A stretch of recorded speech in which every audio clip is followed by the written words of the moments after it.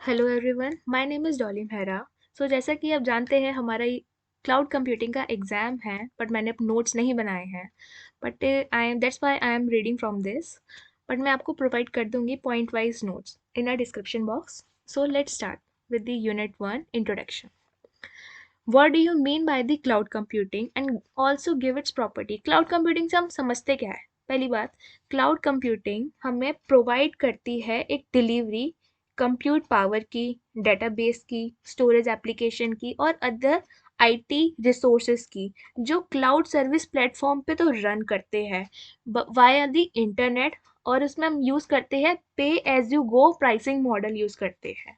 Okay, अब क्या है ये? Cloud computing help us to face the challenges such as, हमने क्या है, क्लाउड कंप्यूटिंग हमें हेल्प करता है कि हम ये फेस कर सके ऐसे challenge like decreasing the capex and opex cost. Capex means if हमारा इंफ्रास्ट्रक्चर फिजिकली प्रेजेंट है हमारी लोकेशन पे, तो हमारी यहाँ की कॉस्ट तो डिक्रीज हो गई है। और ओपेक्स की कॉस्ट मीन्स जो इंफ्रास्ट्रक्चर को संभालने के लिए हमने जो एम्प्लॉयज़ लगाए हैं उनकी भी कॉस्ट कम हो गई, बिकॉज ये जो क्लाउड प्रोवाइडर है वो खुद ही मैनेज कर रहा है कैपेक्स और ओपेक्स की कॉस्ट, दैट्स वाई यहाँ पर डिक्रीज हो गई है। सेकंड पॉइंट है एनहांस दी सर्विस क्वालिटी एनहांस हो गई है। Third, maintaining the desired and the right level of the security, security provide कर रहा है, कंप्लाइंस प्रोवाइड कर रहा है, regulation and the policies across the different function of the enterprise. Okay, fourth है रैपिड प्रोविजनिंग हम कर सकते हैं। लाइक हमें कोई सा भी मॉडल है, कोई सा भी हमारा जैसे लाइक प्रोजेक्ट है, हम उसे डिप्लॉय करना है, एकदम से हम प्रोविजनिंग कर सकते हैं उसकी, इतना एजाइल है ये। And the business transparency for the consistent self service delivery. Okay, fourth है thus cloud computing is the service and the development model using a large service pool। large service pool ये use करता है of the virtual and the physical resources in the service model using the internet। Okay, internet से हम क्या कर सकते हैं, public cloud access कर सकते हैं एंड प्राइवेट से एंड प्राइवेट क्लाउड। ओके भी, एंड हमारे पास अब प्रॉपर्टीज है, properties of the cloud computing है यूजर सेंट्रिक होना चाहिए। ये means this means once a user is connected to the cloud any data, means अगर यूजर कनेक्ट हो गया क्लाउड से उसके डाटा के साथ, लाइक इमेजेस, वीडियोस, एप्लीकेशन, तो वो उसकी प्रॉपर्टी बन जाएगा।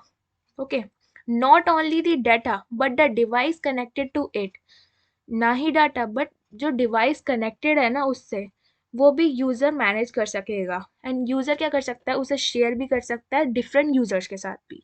ओके, टास्क सेंट्रिक मीन्स क्या है?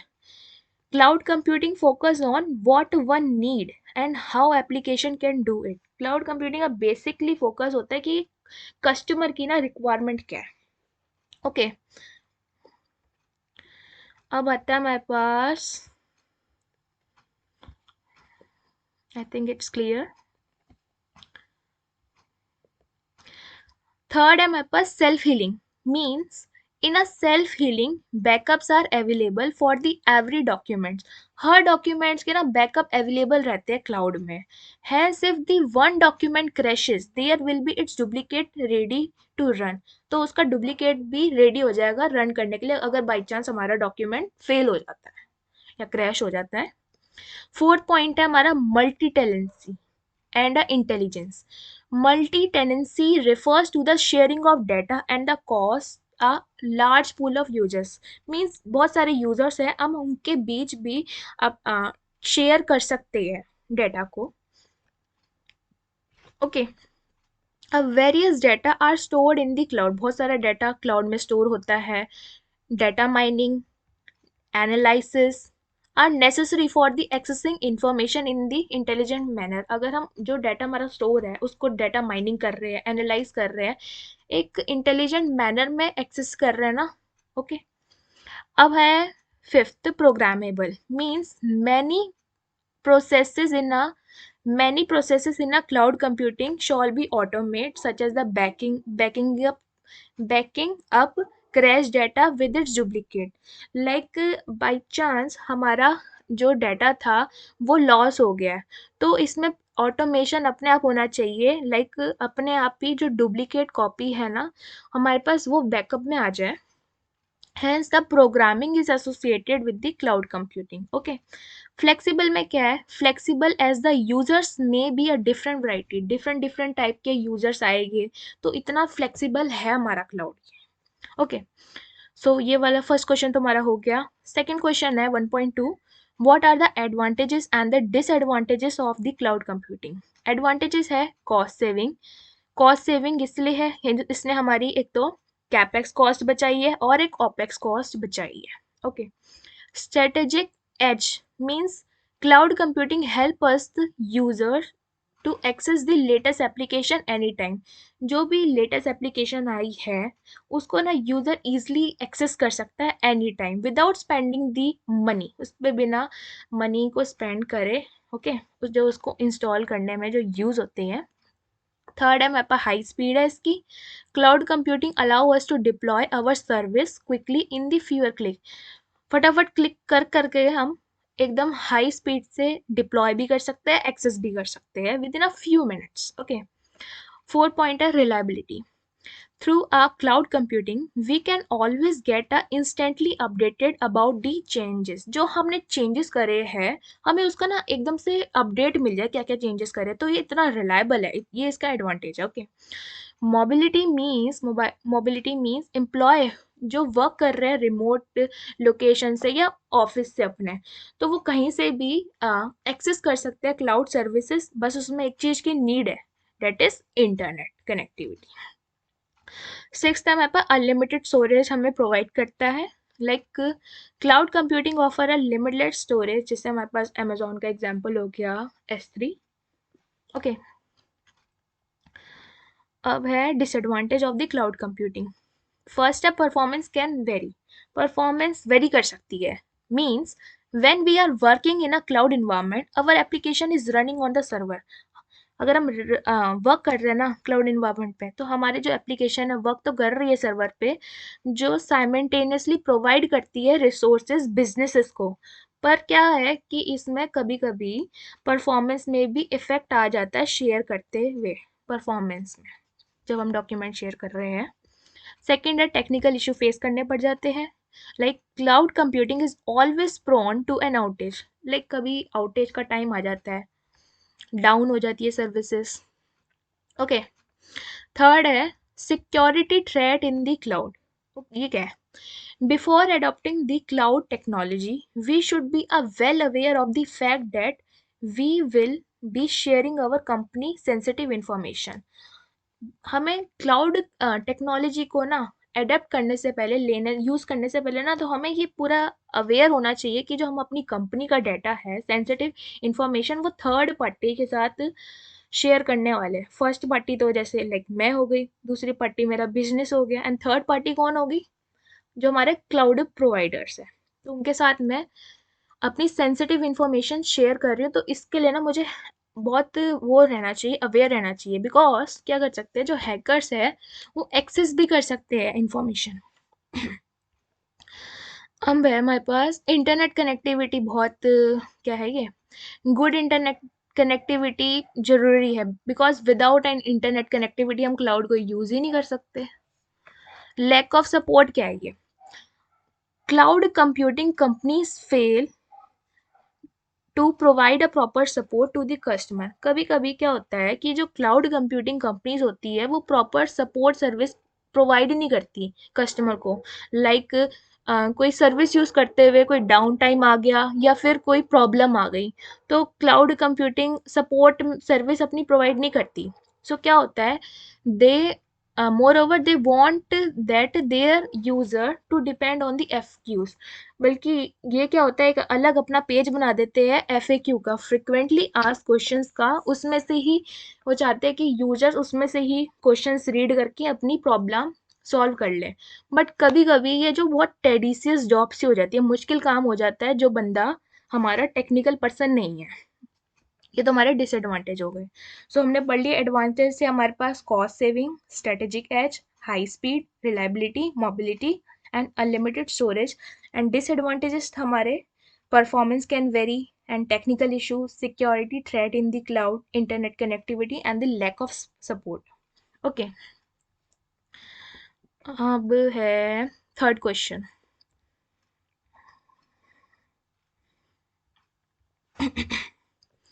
थर्ड क्वेश्चन में कह रहा है ये, explain vision of the cloud computing का क्या विजन है.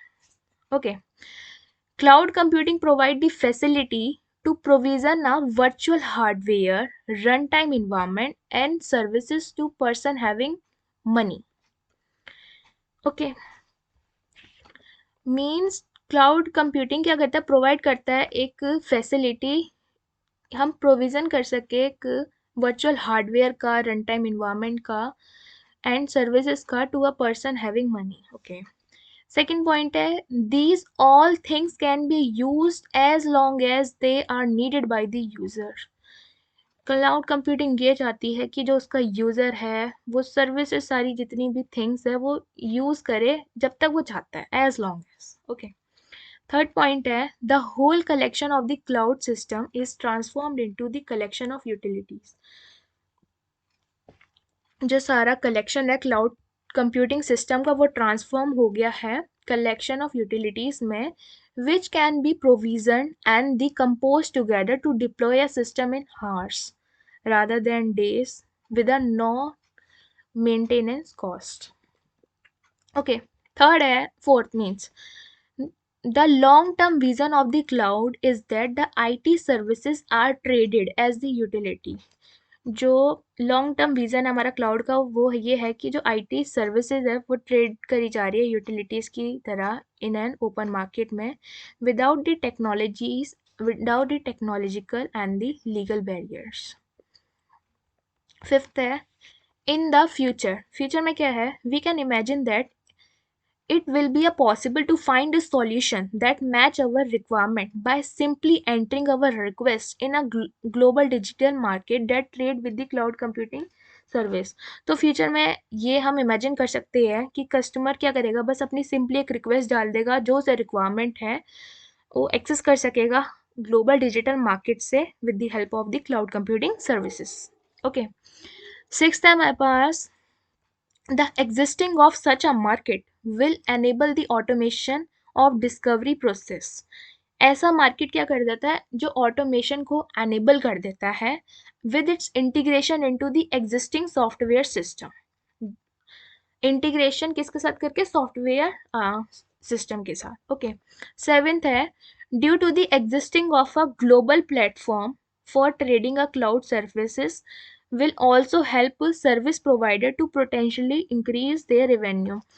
जो सर्विस प्रोवाइडर है मींस क्लाउड वाले जो है लाइक AWS, वो अपना इंक्रीज कर सकते हैं पोटेंशियली रेवेन्यू. ओके, 8 है, a cloud provider can also become a consumer of a competition services in order to fulfill its promises to the customers. सो ये था हमारे पास base explain the vision of the cloud computing, इतना इसका vision था. I hope आपको कुछ points समझ आए होंगे. क्वेश्चन 4 है हमारे पास, list the major categories of the parallel computing system. Parallel computing system की हमें कैटेगरीज बतानी है. ओके, कैटेगरीज बतानी है. Categories of the parallel computing system है, बिट लेवल पैरेललिज्म है. ये क्या है, ये बिट लेवल पैरेललिज्म है. It is a form of parallelism which is based on increasing processor word size. ये एक तरीके का पैरेललिज्म है जो बेस्ड है इंक्रीजिंग प्रोसेसर्स वर्ड साइज पे, and it is shorten the number of instruction that the system must run in order to perform the task. ये short कर देता है नंबर ऑफ इंस्ट्रक्शन को जिससे कि सिस्टम रन कर सके, परफॉर्म कर सके टास्क को. Okay, on variables which are in greater in size, जो वेरिएबल्स बड़े हैं साइज में. ओके, ये था हमारा बिट लेवल पैरेललिज्म. अब है सेकेंड, इंस्ट्रक्शन लेवल पैरेललिज्म. क्या है ये है, it is a form of parallel computing in which we can calculate the amount of operation carried out by an operating system at the same time. ये एक तरीके parallel computing है जिसमें हम कैलकुलेट कर सकते हैं the amount of operation carried out, जितना अमाउंट ऑफ ऑपरेशन हुआ है ऑपरेटिंग सिस्टम के द्वारा एट उसी सेम टाइम पे। ये है हमारा इंस्ट्रक्शन लेवल पैरेललिज्म। हम इससे ऑपरेटिंग सिस्टम से ऑपरेशन देख सकते हैं। इसका एग्जांपल क्या है? ओके ओके, इसके एग्जांपल्स है हमारे पास instruction pipelining, out of order execution, register renaming, fourth speculative execution, fifth है ब्रांच प्रिडिक्शन। ओके, फिफ्थ है हमारे पास question discuss the issues related to the cloud computing. अब क्या इश्यूज आते हैं क्लाउड कंप्यूटिंग के साथ? So several issues related to the cloud computing, like ये तो हमारे जैसे इशू बताना है, मीन्स हम जैसे इसकी डिसएडवांटेज ही बता रहे हैं, हम इसमें वो क्वेश्चन में आंसर में ये भी लग सकते हैं। ओके, लाइक इश्यूज क्या है हमारे पास क्लाउड कंप्यूटिंग में? सिक्योरिटी इशू हम फेस कर सकते हैं, performance issue, data issues, energy related issues and fault tolerance. Okay, अब सिक्योरिटी इश्यूज में फटाफट पढ़ूंगी इसको। Some of the security problems which are faced by the cloud computing are like data integrity means when when a data when a data in on cloud, anyone from any location can access through the data from the cloud do sorry cloud does not differentiate between the sensitive data from a common data, thus enabling anyone to access those sensitive data. Thus there is a lack of data integrity in a computing. Means हम कुछ भी जब डाल रहे हैं cloud में, तो जो क्लाउड कंप्यूटिंग है ना, वो डिफ्रेंशिएट नहीं कर पाता कि सेंसिटिव इन्फॉर्मेशन है या कॉमन डाटा है। तो ये डाटा इंटीग्रिटी में थोड़ा यहाँ पे प्रॉब्लम आ जाती है। ओके, फिर सेकेंड है हमारे पास डेटा थेफ्ट, मीन्स डेटा चोरी हो रहा है। क्या है ये? Most of the cloud vendors instead of acquiring a server try to lease a server from the other service provider because they are cost effective and the flexible for the operation. जो ज़्यादातर cloud vendors होते हैं वो क्या करते हैं? Instead of acquiring a server for a lease server, means वो दूसरे सर्विस प्रोवाइडर से ले लेते हैं सर्वर्स ले लेते हैं, बिकॉज उनको क्या एक इफेक्टिव और फ्लेक्सिबल ऑपरेशन प्रोवाइड हो रहा होता है एट अ गुड कॉस्ट पे। डेटा थेफ्ट ये था। थर्ड है हमारे पास security on a vendor level. Security क्या है वेंडर लेवल पे? Okay, vendor should make sure that the service is well secured from all the external threat. Vendor को बिल्कुल यकीन होना चाहिए जो क्या सर्वर पूरा सिक्योर है एक्सटर्नल थ्रेट से। इट में कैन अगर कुछ अगर भी हो सकते हैं। Okay, a cloud is a good only when means a cloud is good only when there is a good security provided by the vendor to the customer. Cloud को ना हम तभी अच्छा मानेंगे जब सिक्योरिटी प्रोवाइड करी जा रही है वेंडर के लेवल पे भी। ओके, अब है हमारे पास security on the user level. अब यूजर लेवल पे क्या सिक्योरिटी आती है? when even through the vendor has provided a good security layer for the customer, the customer should make sure that because of its own action there should not be any loss of data or tampering of data for the other user who are using the same cloud. because हम जानते हैं कि cloud बहुत सारे सब use कर रहे हैं मोस्टली आज के टाइम में, तो ये यूज़र लेवल पे भी एक रिस्पॉन्सिबिलिटी आती है कि वो अपना डाटा को सिक्योर रखे। क्लाउड प्रोवाइडर ने तो अपनी रिस्पॉन्सिबिलिटी निभा दी है, साथ साथ हमें भी अपनी देखनी है यूज़र लेवल पे। फिफ्थ है information security. Security related to the information exchanged between the host and the host users, this issues pertaining to secure communication, authentication, issues concerning single sign on the delegation. Okay, ये तो हमने पढ़ लिए security issues. Okay, अब आता है हमारे पास डेटा इश्यूज। क्या है? Various data issues in the cloud computing are as follows. ये है डेटा लॉस हो सकता है, means if the vendor closes due to the financial or the legal problems, there will be a loss of data for the customers. The customer will not be able to access those data because the data is no more available for the customer as the vendor shut down. Data loss तब हो सकता है जब वो क्या करता है कि जो वेंडर है, वेंडर ने क्लोज कर दिया फाइनेंशियल और लीगल प्रॉब्लम, और उसमें क्या है, हमारा डाटा लॉस भी हो गया है कस्टमर के लिए। अब जब कस्टमर एक्सेस करेगा डाटा, बट वो तो अवेलेबल होगा ही नहीं, तो ये क्या है, हमारे पास वेंडर शट डाउन हो गया है, डाटा लॉस हो गया हमारा। डाटा लोकेशन क्या है, when it come to the location of the data, nothing is transparent. Even the customer do not know where his own data are located. जब location की बारी आती है, मीन्स हमारा डाटा कहाँ पे है, तो इवन कस्टमर को भी पता नहीं होता कि उसका डाटा एक्चुअल में है कहाँ पे located. The vendor does not reveal where all the data are the stored. जो वेंडर है वो ये बात दिखाता नहीं है, खुलासा नहीं करता इसका कि डाटा कहाँ पे स्टोर है।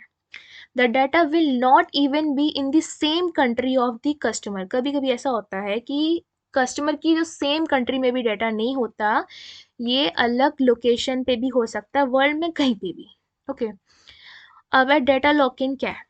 Software stacks have improved interoperability among the platforms, but the API for the cloud computing itself are still essentially proprietary, or at least have not been the subject of active standardization. Thus, the customer can easily extract their data and the programs from one side to run on the another side. Means data का lock in हो जाता है।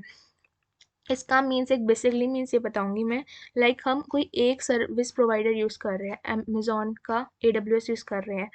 अगर हमने उस पर अपना सारा डिप्लॉयमेंट कर दिया, सारी सर्विसेज यूज़ कर रहे हैं, तो हम अगर चाहते हैं कि दूसरा हम सर्विस प्रोवाइडर यूज़ करें, लाइक एज्योर यूज़ करें, तो हमें फिर से उस पर शिफ्ट करना पड़ेगा। पर हमारा जो डाटा का है वो एकदम लॉक इन हो गया है, डाटा का लॉक हो गया है अमेज़ॉन पे। अब है डाटा सेग्रीगेशन क्या है। Data in the cloud is typically stored in a shared environment whereby one customer data is stored alongside another customer data. Hence, it is difficult to assure the data segregation. Segregation का means ये हो गया, अगर data stored if a data in the cloud is typically stored in a shared environment, अगर जो data है cloud में वो stored है एक कोई shared environment में store है, whereby one customer data is stored the alongside another customer data, बल्कि जो दूसरे कस्टमर का डाटा है वो दूसरे कस्टमर के alongside में स्टोर है, तो ये डिफिकल्ट हो जाएगा to assure data segregation. Fifth है data confidentiality and the auditability. ये क्या है, इसको पढ़ते हैं। करंट, एक मिनट,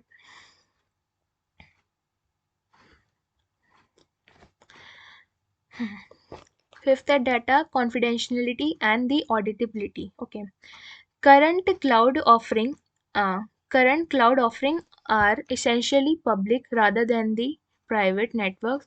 जो currently जो cloud providers है वो offer कर रहे हैं हमें public services like public networks, exposing the system to the more attack.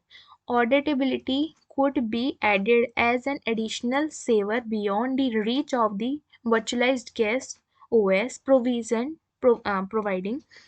facilities arguably more secure than those built in the application themselves, and the centralizing the software responsibility and related to the confidentiality and the auditability to a single logical layer.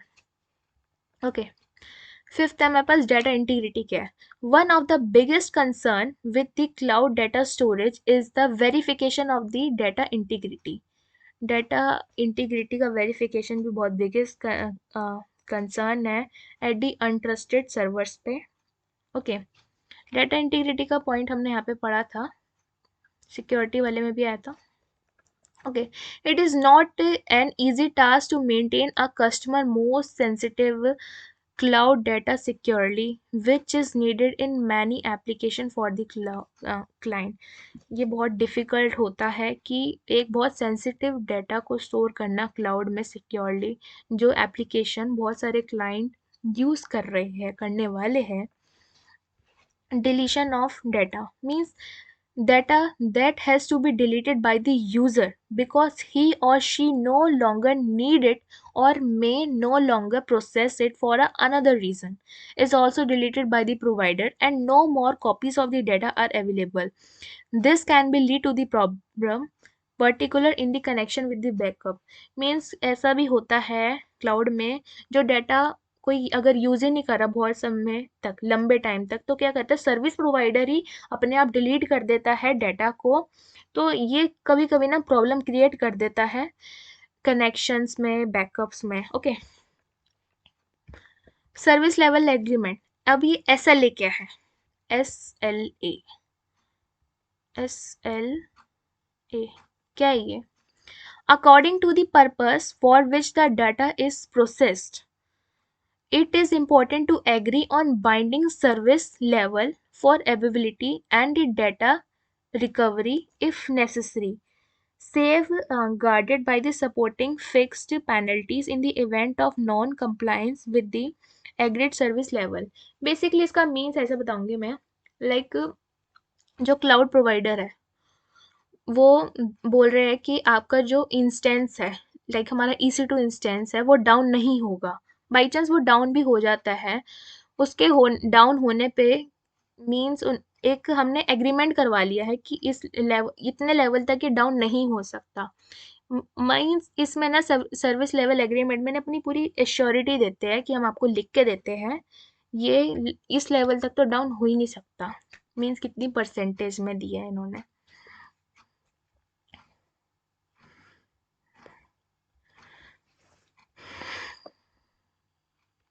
Okay, अब है हमारे पास various performance issues in the cloud computing. Various performance को लेके भी हमारे पास issues आते हैं क्लाउड कंप्यूटिंग में, लाइक पुअर एप्लीकेशन परफॉर्मेंस और दी एप्लीकेशन हैंगअप। क्या है ये? पुअर एप्लीकेशन परफॉर्मेंस हो जाती है और एप्लीकेशन हैंगअप हो जाते हैं। Usually the application is starved for RAM or the CPU cycles are faster and faster processors or the RAM is added।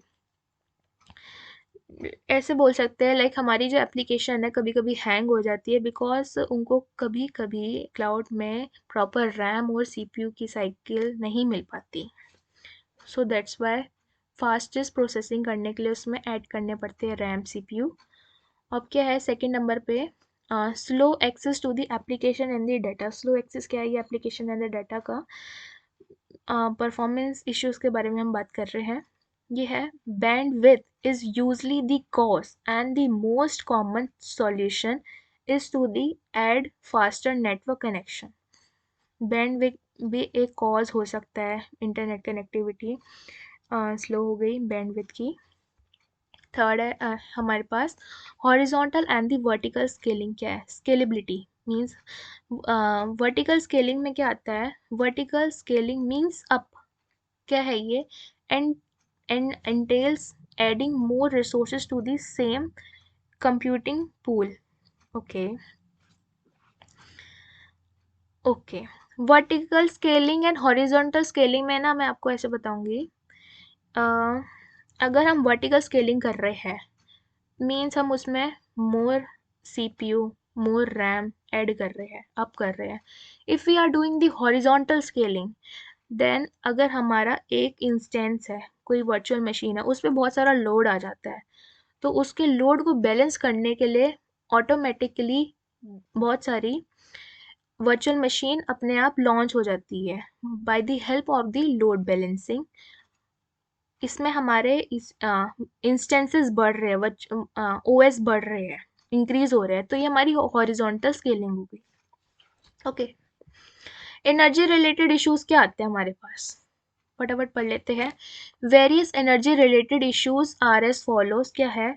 Cloud computing is rapidly growing in importance as increasing number of the enterprise and the individual are shifting their workload to the cloud service.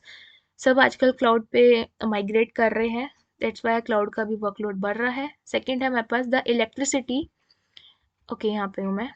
The electricity cost involved in operating a large cloud infrastructure or a multiple data center can be enormous. In fact, a cloud service provider often must pay for the peak power they draw as well as the energy they consume. जो cloud जो ये cloud provider है, इनके पास भी तो इनकी destination पे ये जो सारी सर्विसेज इन्होंने लॉन्च करी हुई है, इनको मैनेज करने के लिए जो इनके पास इलेक्ट्रिसिटी की कॉस्ट आती है वो भी ये मैनेज करते हैं. ओके, उसमें बहुत सारी एनर्जी ये यूज़ भी होती है. Lowering this high operating cost is one of the challenges facing by the cloud service provider. Cloud service provider ये चैलेंज फेस कर रहे हैं, ये जो ऑपरेटिंग कॉस्ट आ रही है उनको हाई, ये वो लोअर करना चाहते हैं. ओके, फोर्थ है मेरे पास इनसफिशियंट और दी माल functioning cooling system can lead to the overheating of these resources, reducing system reliability and the device's lifetime. If हम ऑपरेटिंग सिस्टम बहुत सारे चला रहे हैं मशीनें, तो उनको कूल डाउन करने के लिए भी कॉस्ट आती है. कभी कभी पूरा प्रॉपर मेंटेनेंस नहीं हो पाती, दैट्स वाई यहाँ पे ओवरहीटिंग हो जाती है डिवाइसेस की.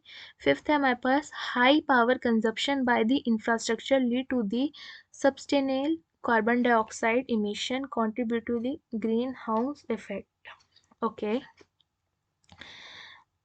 और हाई पावर का कंजप्शन हो रहा है इंफ्रास्ट्रक्चर के द्वारा, तो क्या करेगा वो रिलीज करेगा कार्बन डाइऑक्साइड जो कंट्रीब्यूट करेगी हमारे ग्रीन हाउस इफेक्ट में. फॉल्ट टॉलरेंस क्या होता है? Fault tolerance is one of the key issues of the cloud computing. ये की इश्यूज है क्लाउड कंप्यूटिंग का. Fault tolerance is a concern with all the technique necessary to enable a system to tolerate a software faults. Means like ये fault tolerance एक concern है technique जो necessary है to enable a system to tolerate a software fault. अच्छा, tolerate का mean से हम समझ सकते हैं सहना, कि अगर कोई सॉफ्टवेयर में फॉल्ट आ गया उसको टॉलरेट कर सके, कोई सा भी फॉल्ट आ गया उसको हैंडल करने की कैपेबिलिटी होनी चाहिए.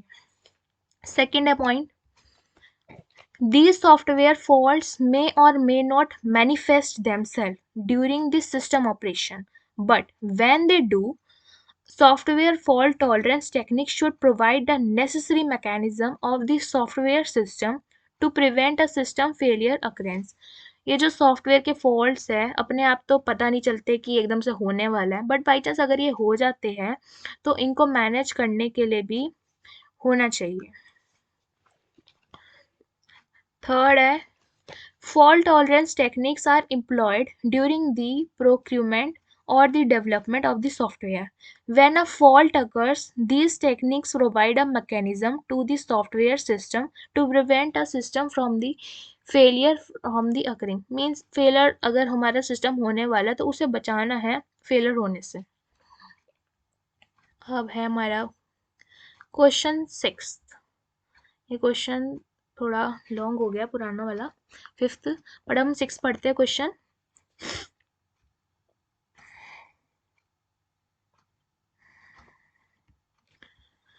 Okay, if I am reading slow then you can fast this video. So question 6 है हमारे पास, what are the hurdles in the cloud computing. अब मुश्किलें क्या आती है इसमें क्लाउड कंप्यूटिंग में? Hurdles in the cloud computing है हमारे पास सिक्योरिटी. सिक्योरिटी का तो हमने पढ़ लिया इतना सारा, भी फटाफट पढ़ते हैं इसका. As the services are open and the delivered over the network between the cloud service provider and the consumer, the security in this model is perceived at higher level. जैसे कि हमें पता है ये जो हमारा डिप्लॉय हुआ हुआ है क्लाउड, वो इंटरनेट के थ्रू ही है, हम उसे यूज़ कर रहे हैं, तो इसको मेंटेन करने के लिए सिक्योरिटी बहुत हाई लेवल की चाहिए, high security. Okay, other inhibitors can be a location independent resources pooling where a customer does not know where his service are running or where his data is stored. customer को पता नहीं होता कि कहाँ उसकी data store है, कहाँ उसकी सर्विस रन कर रही है। थर्ड है हमारे पास limited service management and the monitoring capabilities in the public cloud model also added to the complexities. Limited service management, limited service management है इसमें और मॉनिटरिंग की कैपेबिलिटीज़ है पब्लिक क्लाउड मॉडल में, जो ये हमारे लिए कॉम्प्लेक्सिटीज़ प्रोवाइड हो जाती है इसकी वजह से। रेगुलेशन एंड कंप्लाइंस क्या होता है? Compliance, okay. There is a need of data governance model to be establish in the enterprise and the federating data privacy. इसकी नीड है कि जो डेटा गवर्नेंस मॉडल है वो एस्टेब्लिश हो एंटरप्राइज लेवल पे and federating the data privacy, okay. Second है in a large organization में IT delivery is taken with the concern of the reliability performance and the availability. Large organization में जो IT की delivery है वो taken की जाती है by the concern of the reliability performance and the availability. Third है मेरे पास there are the different level of maturities for the organization seeking a different level of SLA। Different level of maturities होती है organization की जो देख रही होती है different level of SLA mean service level agreement, but a cloud service provider are not equipped to the delivery the service. पर जो क्लाउड सर्विस प्रोवाइडर होते हैं ना, कभी कभी वो पूरी फंक्शनली इक्विप्ड नहीं हो पाते वो सर्विस को डिलीवर कर सके जितना उन्होंने एग्रीमेंट करा है कि हाँ ये डाउन नहीं होगी सर्विस, ओके। फोर्थ है हमारे पास देयर, यहाँ पे हूँ मैं, there is a need of a stringent recovery point objective. एक नीड होती है स्ट्रिंजेंट रिकवरी पॉइंट ऑब्जेक्टिव की जिसे हम RPO बोलते हैं, and the recovery time objective और RTO। RPO और RTO की नीड होती है with the agreed number of the minutes hour down time, जहाँ पे एग्री हो जाता है number of minutes hours down time, okay. Third है हमारे पास क्लाउड माइग्रेशन क्या है? क्लाउड माइग्रेशन है this require the property of the powerful interoperability of the platform that should identify the appropriate application that can be migrated to the cloud. Second point है it is the important to identify the interdependencies and the integration point with the standard and the interface that are lacking among service provider, okay। Third है migration means हमें like अपना जो infrastructure हम cloud पर migrate कर रहे हैं, cloud का माइग्रेशन ये हो गया। मीन्स अब इसमें क्या है थर्ड पॉइंट में, cloud migration become more complex if the service bundle are integrated from the multiple cloud service provider. जो क्लाउड का माइग्रेशन है कभी कभी बहुत कॉम्प्लेक्स हो जाता है अगर जो सर्विस बंडल है बहुत सारे क्लाउड प्रोवाइडर के साथ इंटीग्रेटेड है, okay. This can also become the deal breaker of the reason for the downgraded performance। ये क्या हो जाता है डील ब्रेकर, डील तोड़ने वाली बात हो जाती है for the downgraded performance के लिए, ओके। क्वेश्चन क्या था हमारा, what are the hurdles in the cloud computing. Four है हमारे पास workload suitability for the cloud क्या है, वर्कलोड सुटेबिलिटी क्या है क्लाउड में क्या आती है, ये हर्डल आती है। Not all the application are suitable, not all the application are suitable candidate for the cloud. सारी एप्लीकेशन सुटेबल नहीं होती क्लाउड के लिए, ओके। सेकेंड क्या है it depend upon the function of the business enterprise policies application architecture scalability suitability usage pattern according to a pay as you go model or the infrastructure requirement in the service model. हम इसमें ये लिख सकते हैं basically एक line, जो सारी application होती है वो सुटेबल नहीं होती, तो ये भी एक हर्डल है क्लाउड के लिए, क्लाउड कंप्यूटिंग के लिए, ओके।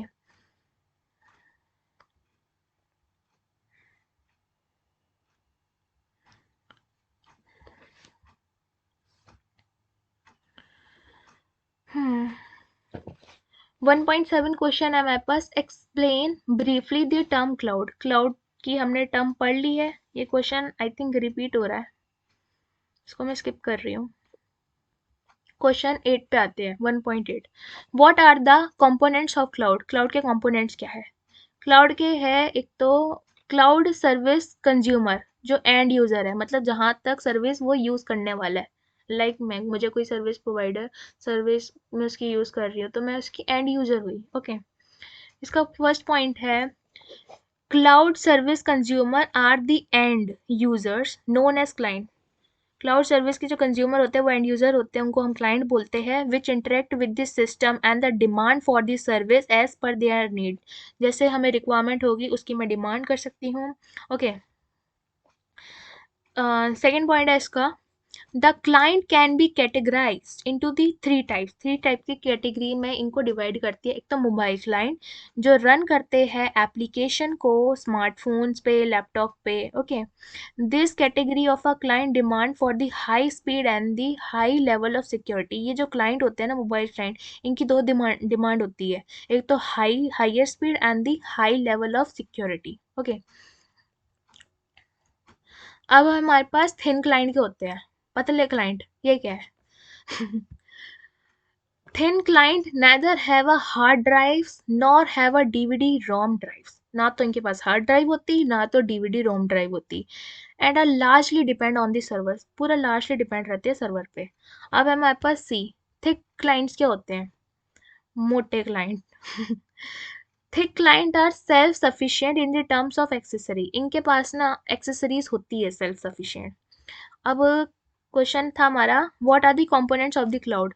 दूसरा कंपोनेंट है हमारे पास क्लाउड का, cloud service provider. Cloud service provider जो हमें क्लाउड की सर्विस प्रोवाइड करे, लाइक अमेजोन, AWS, गूगल का GCP, एज्योर, अलीबाबा, IBM का क्लाउड। ओके, इंटरनेट मीडियम की रिक्वायरमेंट होती है, कंपोनेंट है अभी क्लाउड का। और डेटा सेंटर, डेटा सेंटर से क्या समझते हैं हम कि जहाँ पे हमारी क्लाउड सर्विस बनी हुई है, जो वो लोकेशन है, collection of a service where the application, उनका घर बना हुआ है, वो हमारा डेटा सेंटर है।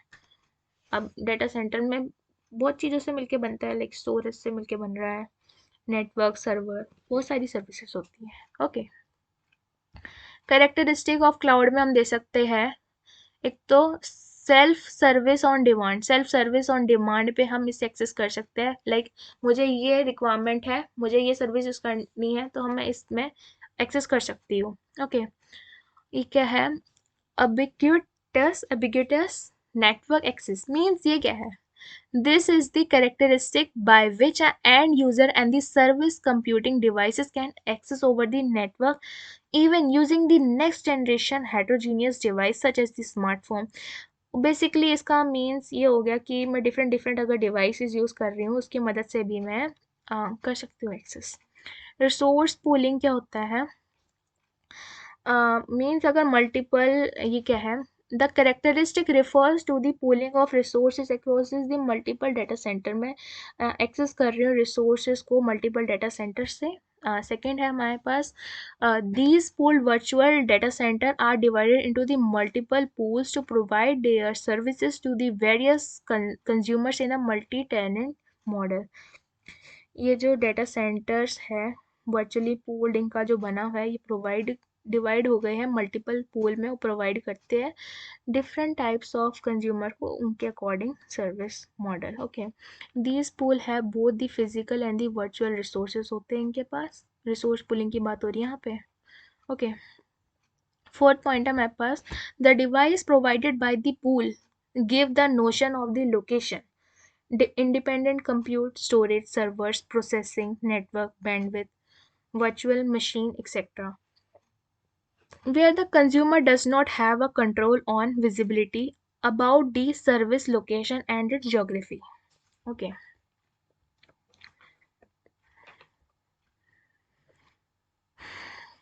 Rapid elasticity means क्या है कि the characteristic makes the provisioning rapid and elastic.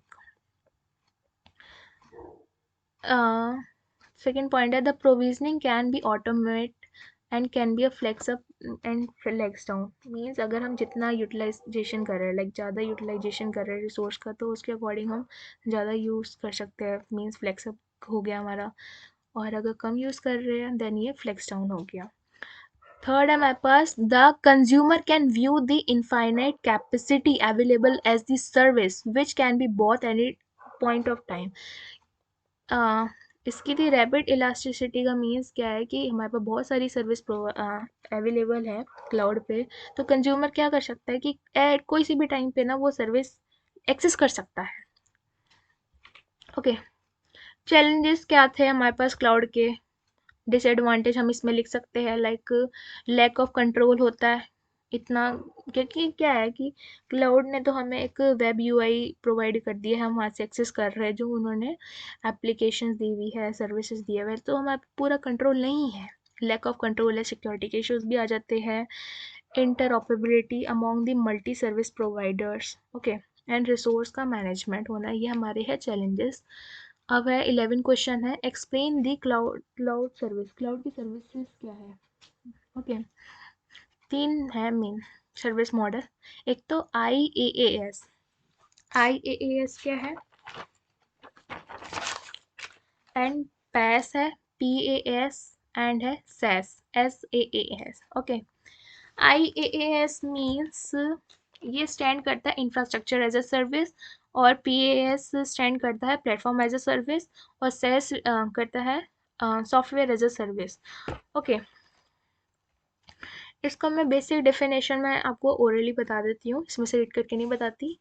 जो IaaS में जो यूज़ होता है वो use by the network architect के द्वारा यूज़ करा जाता है, ओके।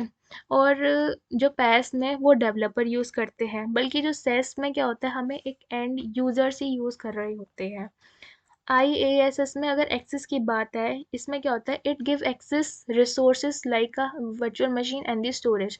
IaaS मतलब इंफ्रास्ट्रक्चर एज अ सर्विस में हमें वर्चुअल मशीन और स्टोरेज का एक्सेस मिल जाता है, जहाँ पे हम स्क्रैच से कोई एप्लीकेशन को बिल्डअप कर रहे होते हैं।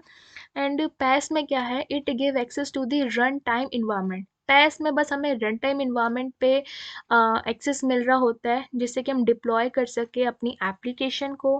बट चेस में क्या होता है, ये हमें it give access to the end user को ही ये एक्सेस देता है, ओके। मीन सब बना बना दे दिया सेस में तो, ओके। टेक्निकल नॉलेज हमें इंफ्रास्ट्रक्चर एज अ सर्विस के लिए कितनी होनी चाहिए, इसमें हमें टेक्निकल नॉलेज की जरूरत पड़ती है इंफ्रास्ट्रक्चर एज अ सर्विस में, बट पैस में ना हमें बेसिक सेटअप की नॉलेज होनी चाहिए, और सेस में कोई रिक्वायरमेंट नहीं होती इतनी कोई टेक्निकल नॉलेज की, बिकॉज कंपनी जो सर्विस प्रोवाइडर होते हैं वो सब मैनेज खुद कर रहे होते हैं। अब पॉपुलैरिटी क्या है, IS में कुछ पॉपुलैरिटी है like develop between the developer and the researchers के बीच में, ये जो IaaS सर्विस है इंफ्रास्ट्रक्चर एज अ सर्विस बहुत पॉपुलर है, डेवलपर ज़्यादा यूज़ करते हैं बिकॉज वो स्क्रैच से बिल्ड कर रहे होते हैं। बट पैस में क्या है, developer who focus on the development of app, जो ऐसे डेवलपर है जो उनका बस मेन फोकस ये रहता है कि उनको डेवलप करना है ऐप्स और स्क्रिप्ट ऐप डेवलप करनी है, तो वो उन ये पैस सर्विस उनके बीच पॉपुलर रहती है। बट जो सेस क्या है, सेस किसके बीच पॉपुलर है, वो है popular between the consumer and the company, पूरी कंपनी और कंज्यूमर कोई सभी, बिकॉज उसको तो हमें स्क्रैच से यूज़ करने की जरूरत नहीं है, पूरा बना बनाया है बस, ओके। है हमारे पास क्लाउड सर्विसेज क्या आ जाती है इंफ्रास्ट्रक्चर एज अ सर्विस में, लाइक AWS हो गए, है ना। और पैस में आ जाती है हमारे पास सर्विस लाइक फेसबुक हो गई, या गूगल सर्च इंजन हो गया। और सैस में आ जाता है एग्जांपल माइक्रोसॉफ्ट ऑफिस का वेब या गूगल के एप्स, ओके। सैस में एग्जांपल हम ऐसे भी दे सकते हैं, गूगल ड्राइव हो गया, पूरा बना बनाया ही तो है, बस उसे एक्सेस कर रहे हैं, ओके। ये हमारे पास ऐसे बना हुआ है इसका डायग्राम।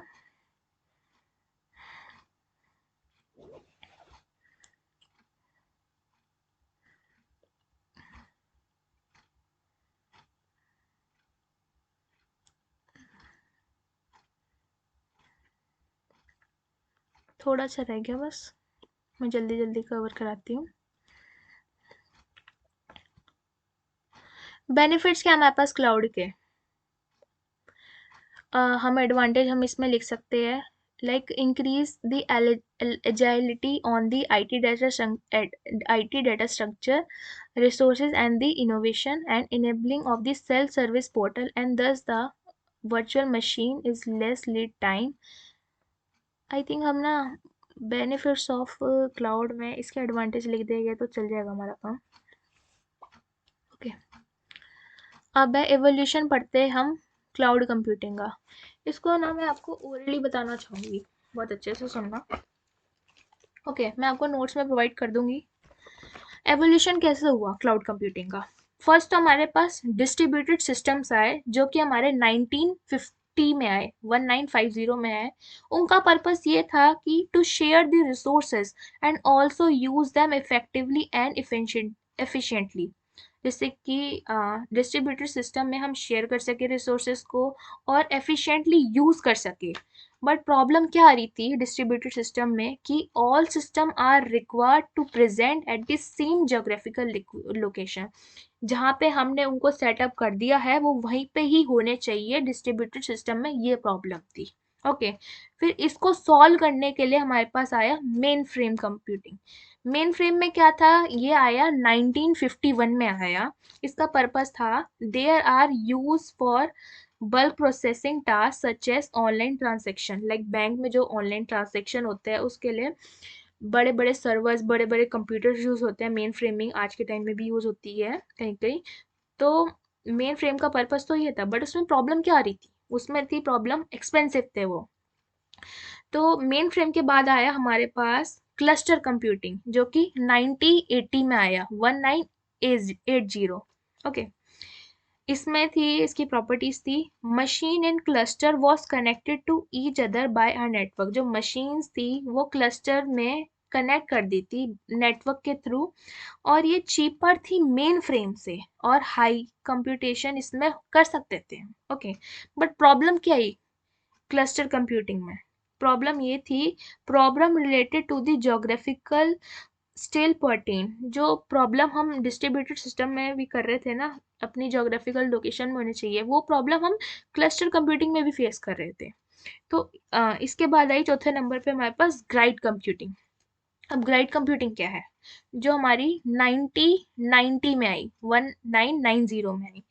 इसमें था कि machine were placed at the entirely different geographical location and connected by the internet. Machine को ना प्लेस कर दिया डिफरेंट डिफरेंट जोग्राफिकल लोकेशन पे और उनको कनेक्ट कर रहे हैं इंटरनेट से।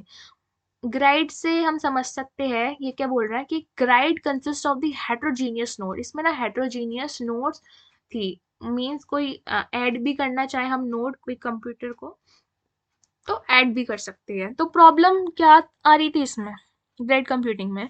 लो availability of high bandwidth connectivity. कभी कभी इसमें ना हमारे पास नेटवर्क इश्यूज आ जाते थे।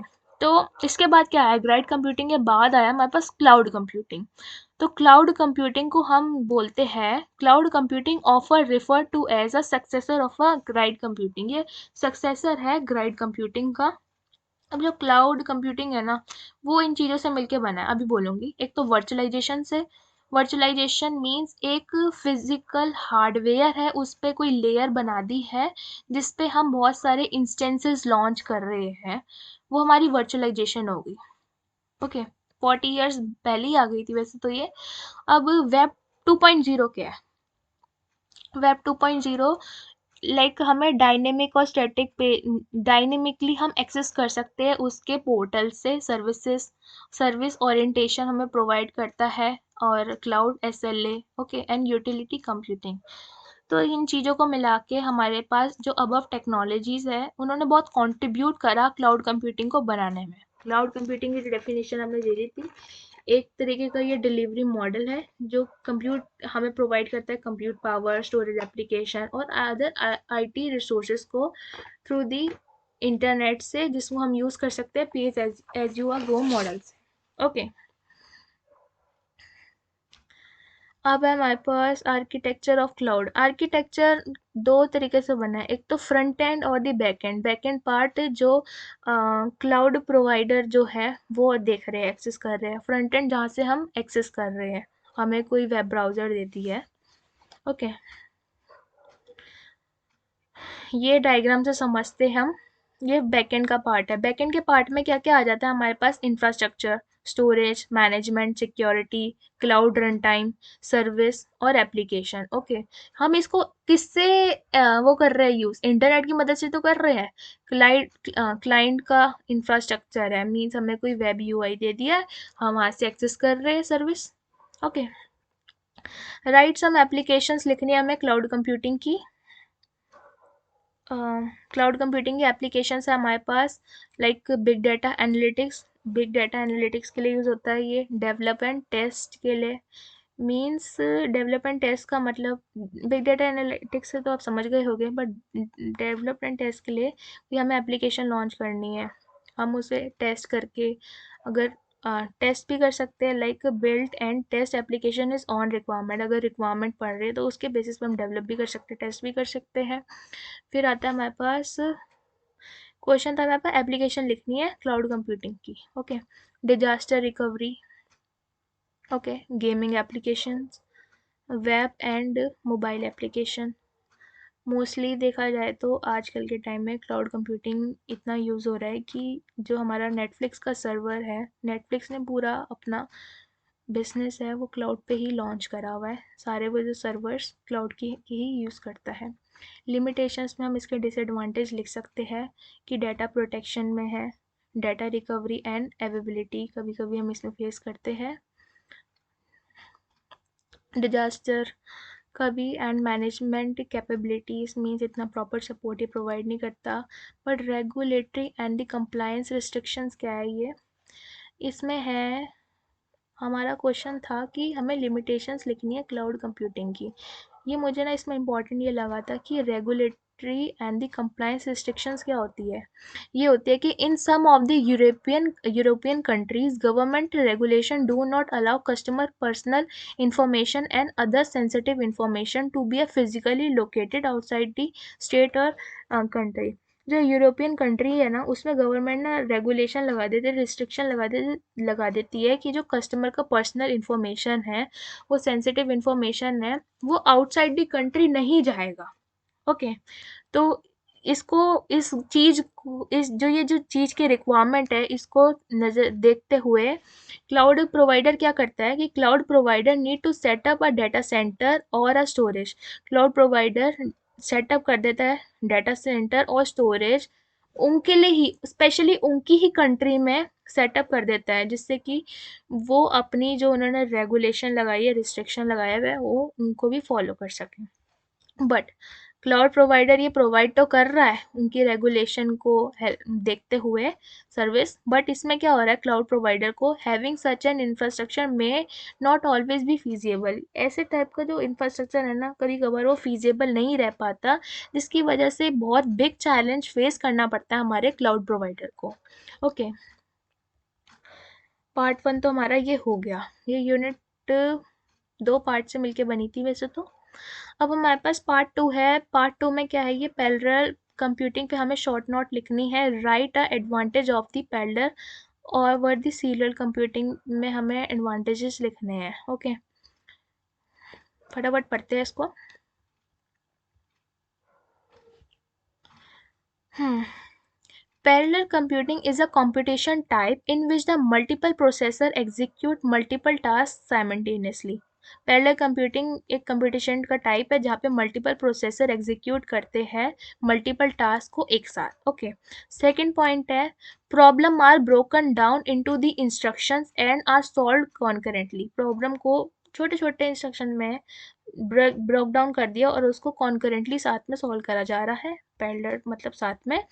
ओके, थर्ड है हमारे पास point, the main reason for the parallel programming is to execute a code efficiently. Main reason क्या है पैरेलल प्रोग्रामिंग का, जिससे कि हम कोड को एग्जीक्यूट कर सके efficiently, since the parallel programming saves a lots of time allow the execution application in the shorter time.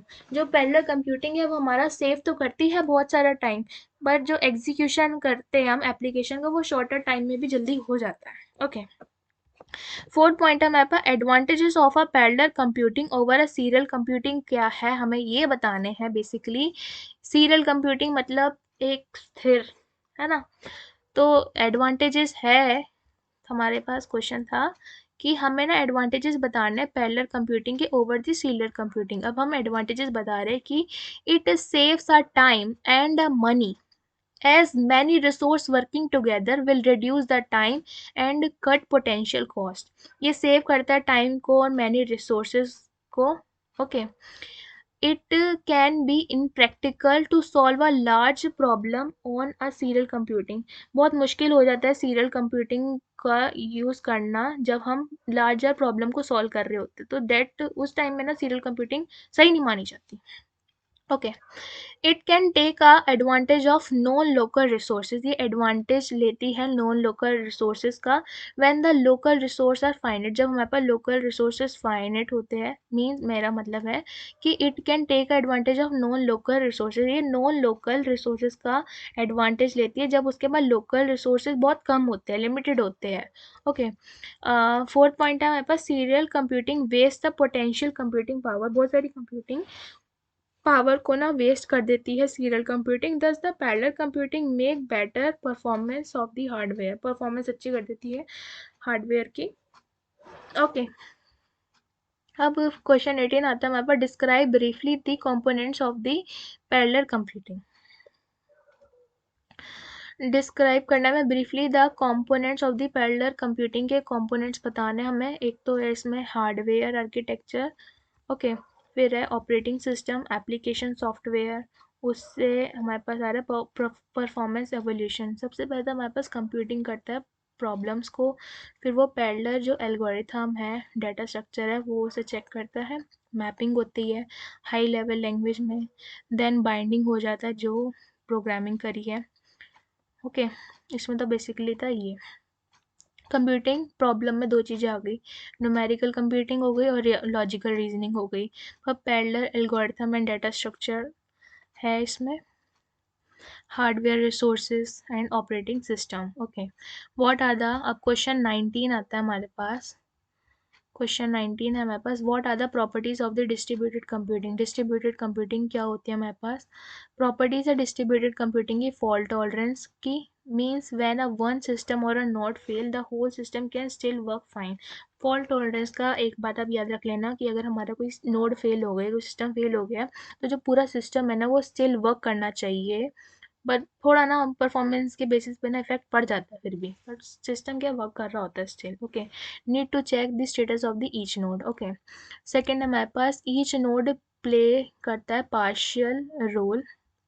Okay, अच्छा प्रॉपर्टीज बतानी है हमें डिस्ट्रीब्यूटेड कंप्यूटिंग की। थर्ड है हमारे पास रिसोर्स शेयरिंग की, fourth load sharing, fifth easy to expand and the sixth है हमारे पास परफॉर्मेंस। ओके, अब हमारे पास पूछ सकता है क्वेश्चन में, right a short note on the distributed computing पे हमें शॉर्ट नोट बतानी है क्या है।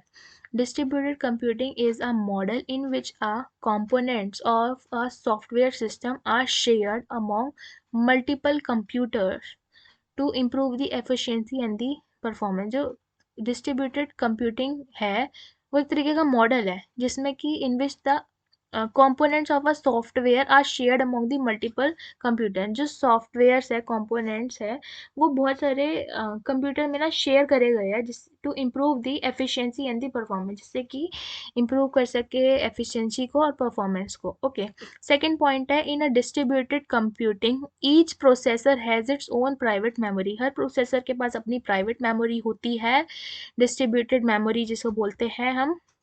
Okay, information is exchange by passing the message between the processor. Information exchange करी जाती है मैसेज को पास करते हुए प्रोसेसर्स के बीच में।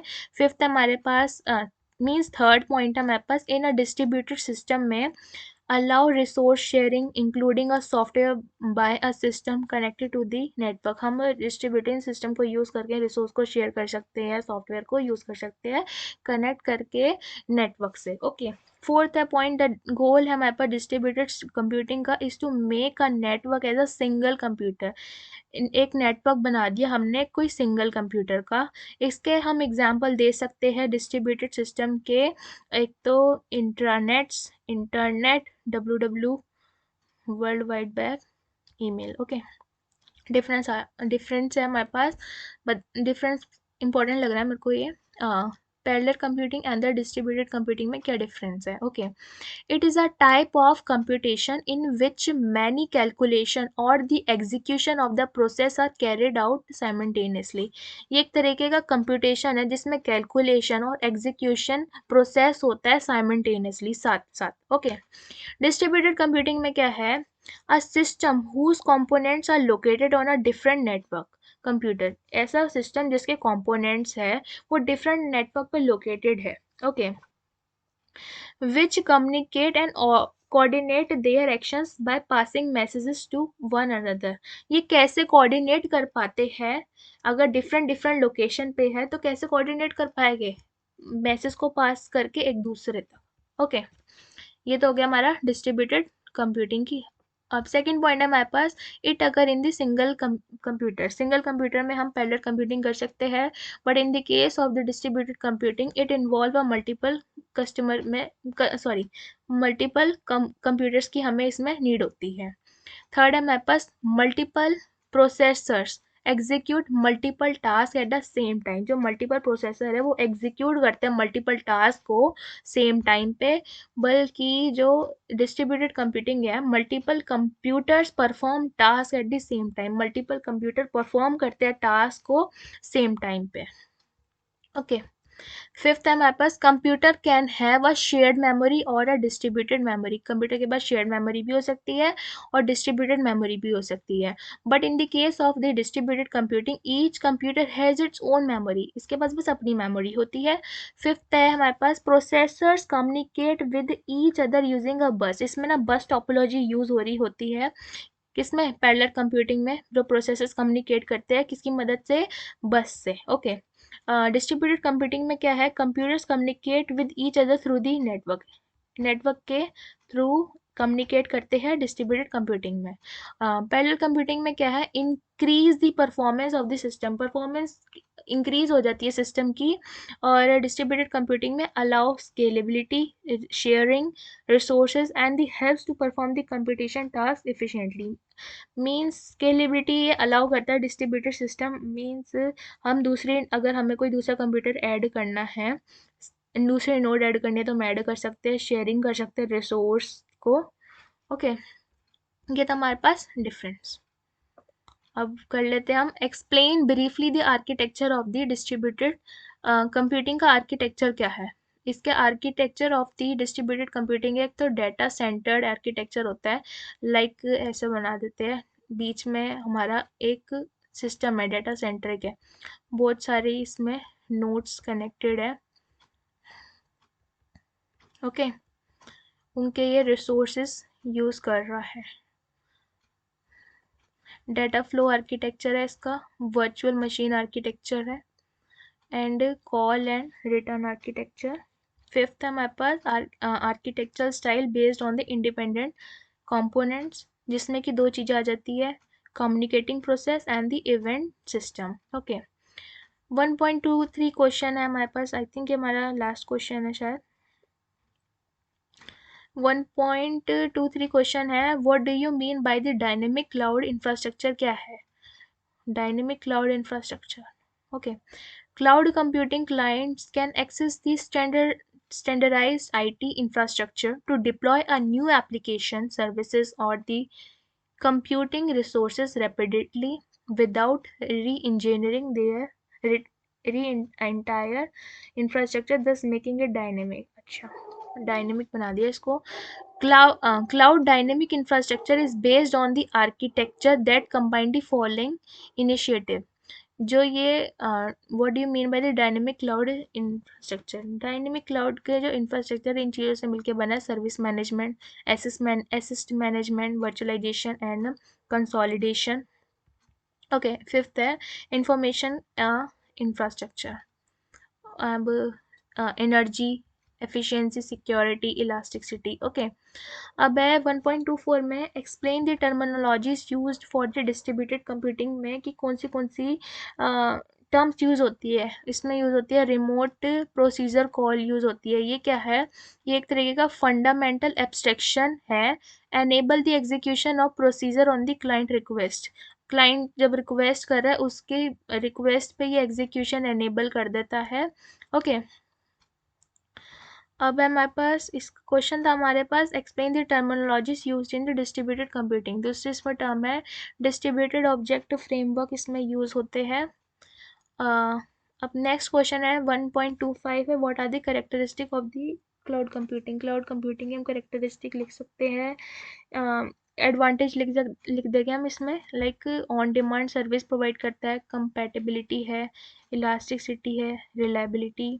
फिफ्थ डिजास्टर कवरी आती है, लाइक एक हमारे पास रीजन है उसके अंदर बहुत सारे एवेबिलिटी जोन है, अगर एक एवेबिलिटी जोन में डिजास्टर आ जाता है तो दूसरा availability zone within the region वो रिकवर कर लेगा।